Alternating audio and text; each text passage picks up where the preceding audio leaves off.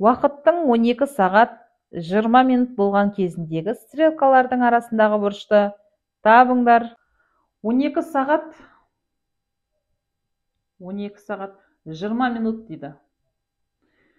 Осы бұрыш қанша градусқа тең дейді. Олай болса, біз толық бұрышты есептеп алайық. Толық бұрышымыз 360 градусқа тең.